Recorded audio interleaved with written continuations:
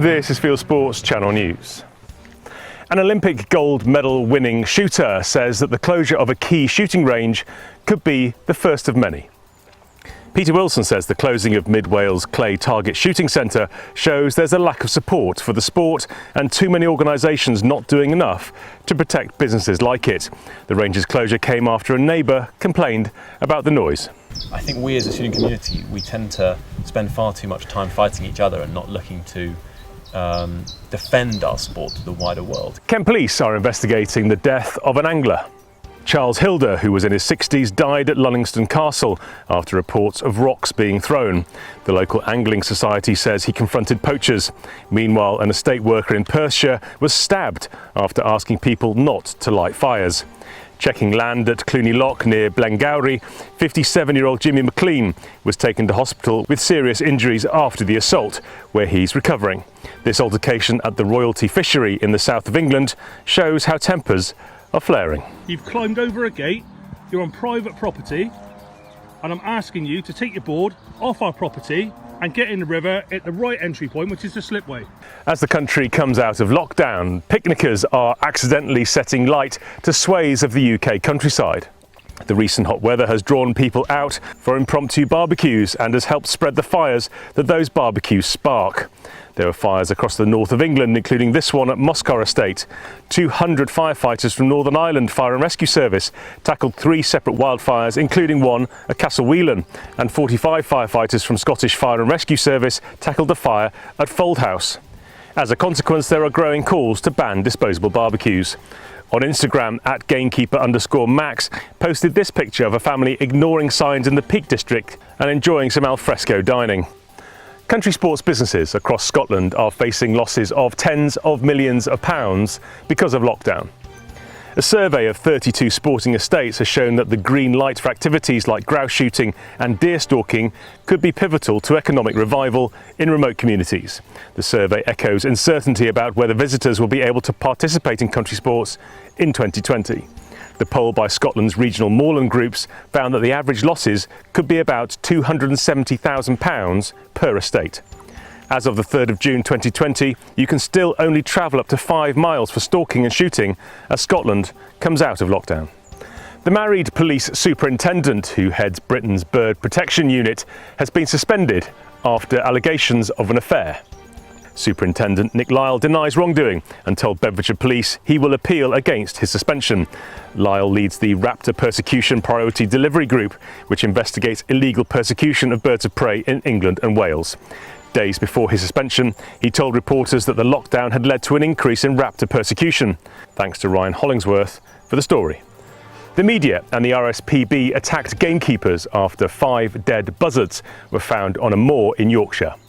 After the find at Bransdale, an officer from North Yorkshire Police told Channel 4 News that all the shooting investigations he's involved with at the moment involve gamekeepers on grouse moors.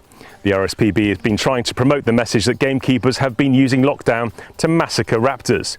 BBC Countryfile was more even-handed in its approach to the story, calling it a political war between gamekeepers and the RSPB. Demand for dogs in the UK during lockdown hit new heights. Prices for mongrels soared and some working pups were sold for more than £2,000 each. As lockdown eases, owners are now dumping dogs, as this post on Facebook shows. Meanwhile, lockdown has not stopped dog thefts. These 2 male Cocker Spaniels were lifted from a kennel in Woodbridge in Suffolk. The owner says she has located the black cocker, but the liver cocker is still missing. Her contact details are in the description below. Bask is fighting an attempt by Bradford Council to silence criticism of its moorland management. Bask received a letter from the council demanding the removal of a blog questioning why Baildon Moor was being mown by a tractor at a critical time for ground nesting birds. The council is also demanding Bask alter its media coverage of the incident, threatening it with exposure to the wider media. Bask describes Bradford Council's actions as rather bizarre. The council threatened Fieldsports Channel with a legal letter on the same subject, and we take the same view as Bask. A man from Limerick has been extradited to the USA to face allegations of trafficking rhino horns. 30-year-old John Slattery was arrested last week and surrendered to the US Marshal Service at Dublin Airport. He is accused of illegal wildlife trafficking related to selling and transporting black and white rhino horns for a taxidermy shop in Austin, Texas, where they were sold in New York for $50,000. Slattery surrendered himself to US authorities, but his extradition was delayed due to coronavirus. The Daily Mail has exposed a hunting guide as a hunting guide. As part of the publicity campaign for the Campaign Against Trophy Hunting's new book, which is a directory of hunting guides, credulous writers on the Daily Mail have exposed Ivan Carter as a hunting guide. Unfortunately for the Daily Mail, even Google reveals that Ivan Carter is in fact a hunting guide.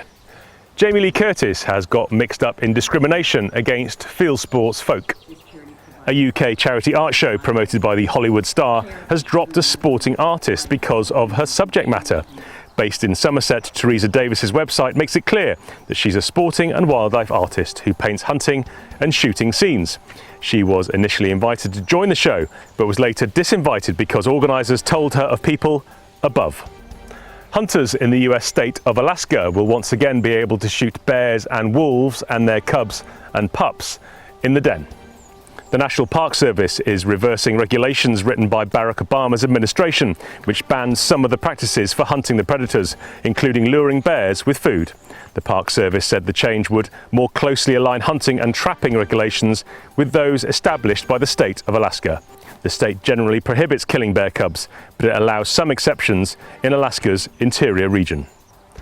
And finally, a fly fishing outfitter has released a video of what fishing could look like under social distancing regulations. Cool, and educational video about how to come prepared for fly fishing COVID style. You are now up to date with Fieldsports Channel News. Stalking the stories, fishing for facts.